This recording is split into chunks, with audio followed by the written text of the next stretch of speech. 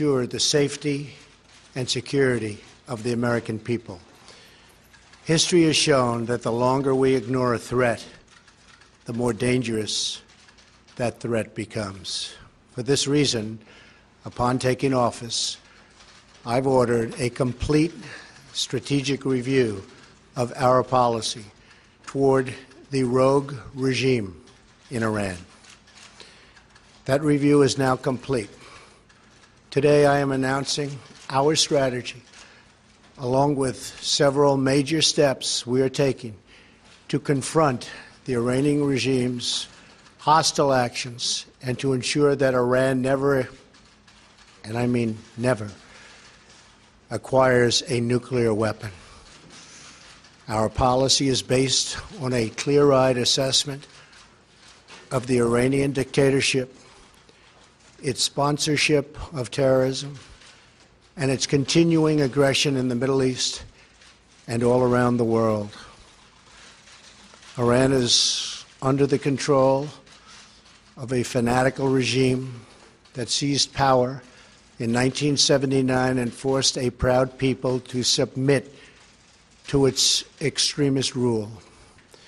This radical regime has raided the wealth of one of the world's oldest and most vibrant nations and spread death, destruction, and chaos all around the globe.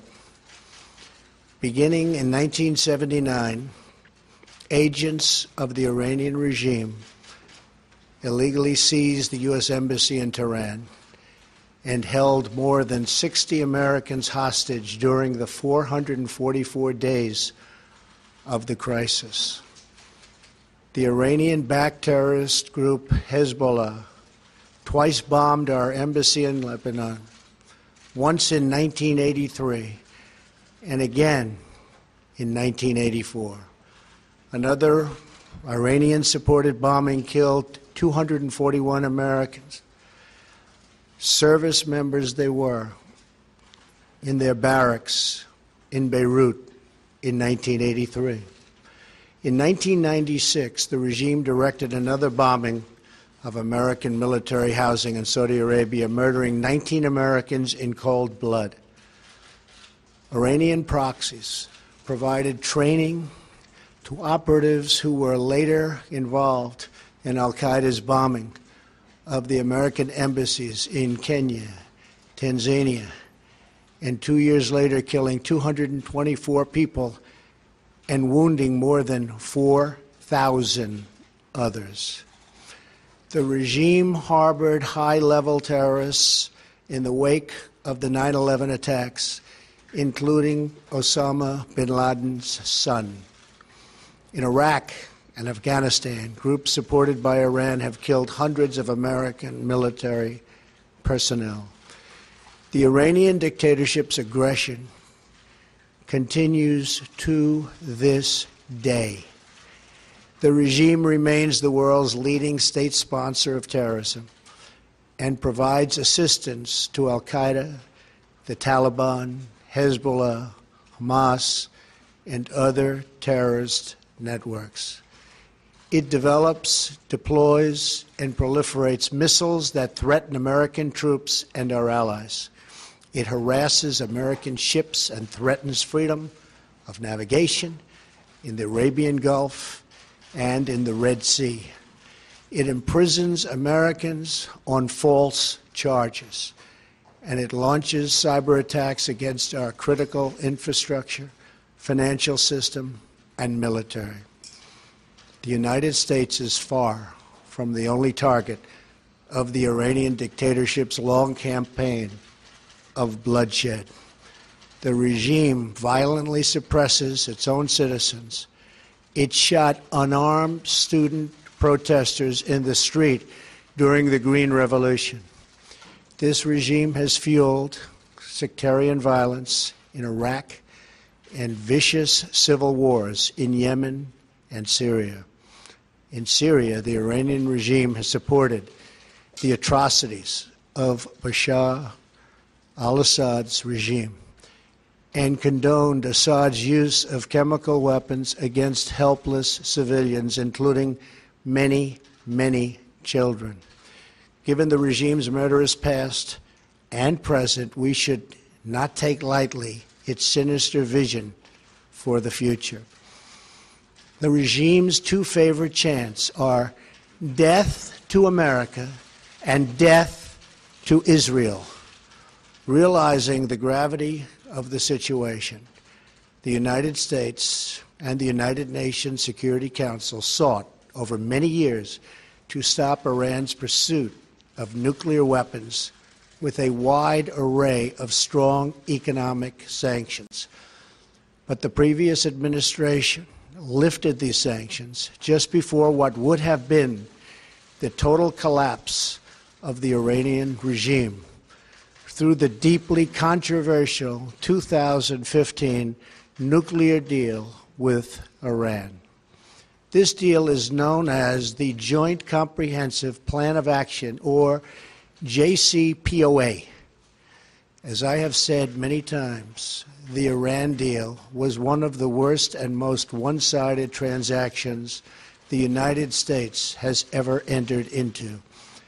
The same mindset that produced this deal is responsible for years of terrible trade deals that have sacrificed so many millions of jobs in our country to the benefit of other countries. We need negotiators who will much more strongly represent America's interests. The nuclear deal threw Iran's dictatorship a political and economic lifeline, providing urgently needed relief from the intense domestic pressure the sanctions had created. It also gave the regime an immediate financial boost, and over $100 billion its government could use to fund terrorism. The regime also received a massive cash settlement of $1.7 billion from the United States, a large portion of which was physically loaded onto an airplane and flown into Iran. Just imagine the sight of those huge piles of money being hauled off by the Iranians, waiting at the airport for the cash. I wonder where all that money went. Worst of all, the deal allows Iran to continue developing certain elements of its nuclear program, and importantly, in just a few years, as key restrictions disappear, Iran can sprint towards a rapid nuclear weapons breakout.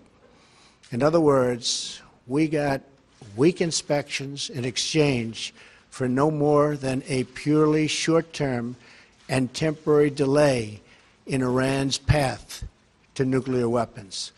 What is the purpose of a deal that, at best, only delays Iran's nuclear capability for a short period of time?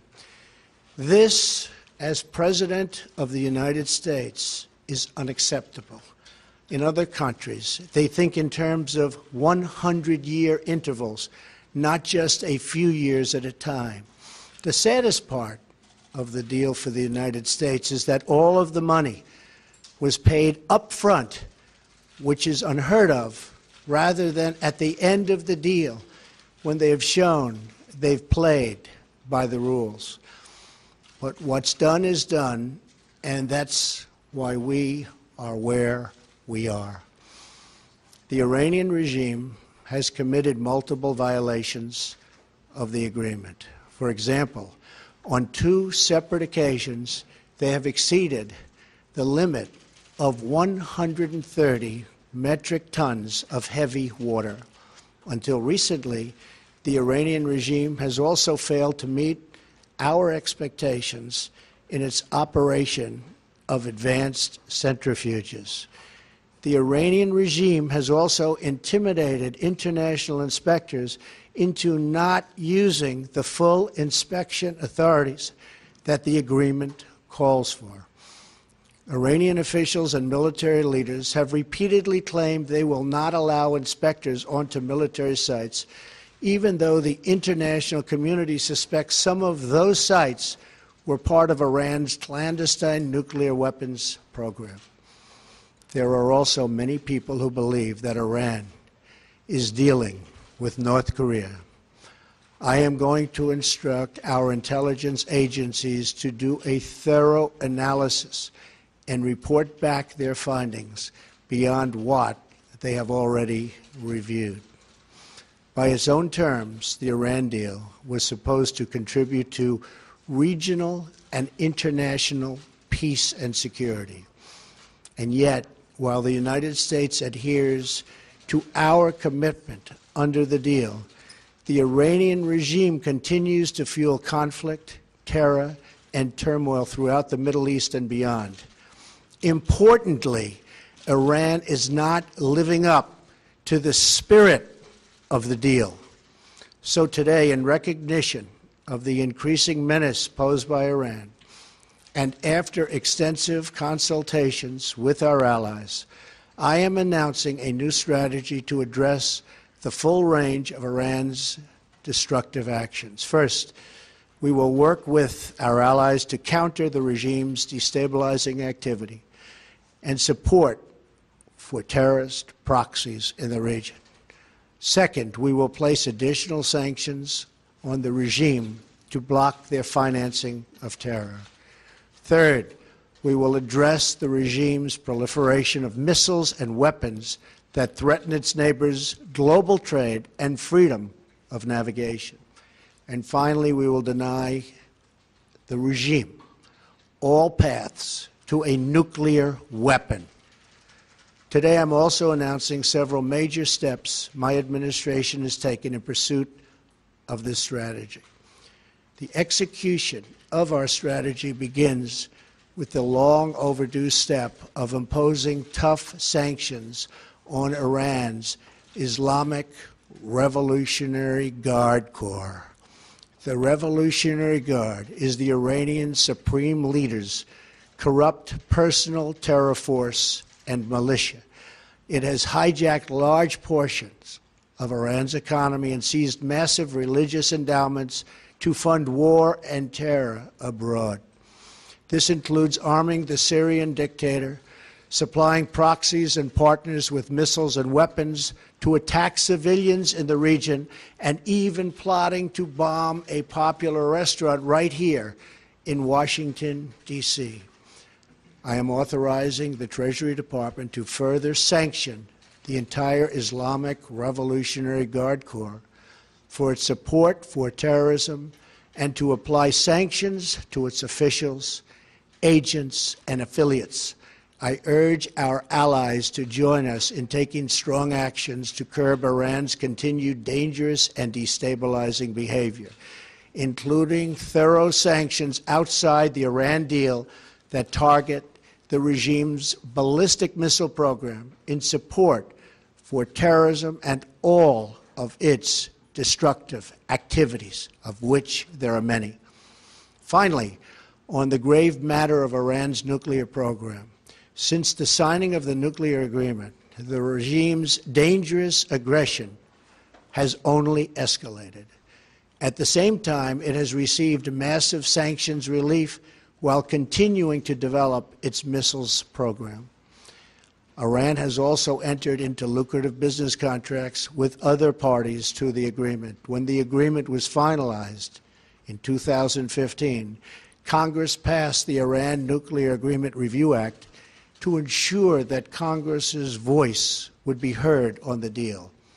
Among other conditions, this law requires the president or his designee to certify that the suspension of sanctions under the deal is appropriate and proportionate to measure and other measures taken by Iran to terminate its illicit nuclear program.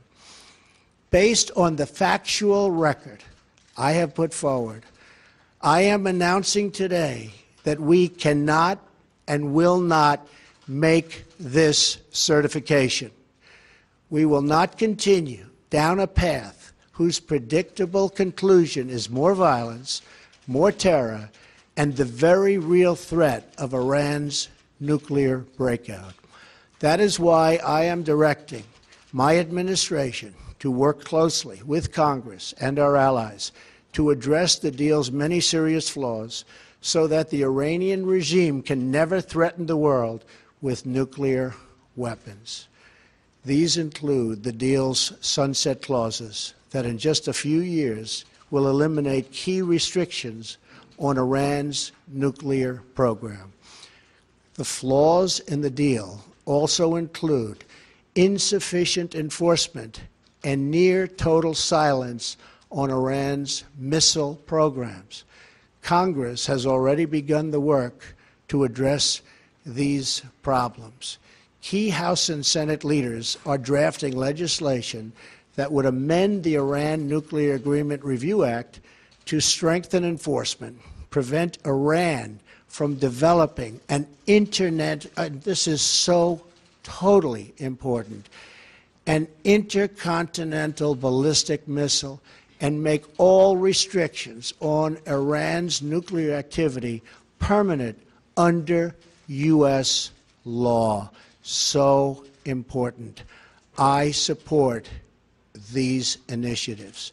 However, in the event we are not able to reach a solution working with Congress and our allies, then the agreement will be terminated. It is under continuous review, and our participation can be canceled by me as president at any time. As we have seen in North Korea, the longer we ignore a threat, the worse that threat becomes. It is why we are determined that the world's leading sponsor of terrorism will never obtain nuclear weapons. In this effort, we stand in total solidarity with the Iranian regime's longest-suffering victims, its own people. The citizens of Iran have paid a heavy price for the violence and extremism of their leaders. The Iranian people long to, and they just are longing to reclaim their country's proud history, its culture, its civilization, its cooperation with its neighbors.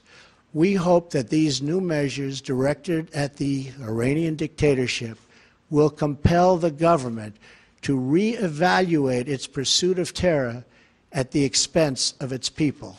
We hope that our actions today will help bring about a future of peace, stability, and prosperity in the Middle East, a future where sovereign nations respect each other and their own citizens.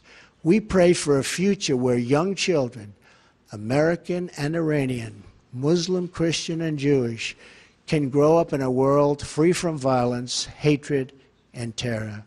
And until that blessed day comes, we will do what we must to keep America safe. Thank you, God bless you, and God bless America. Thank you. Mr. President, why don't you just kill the deal? Thank you very much.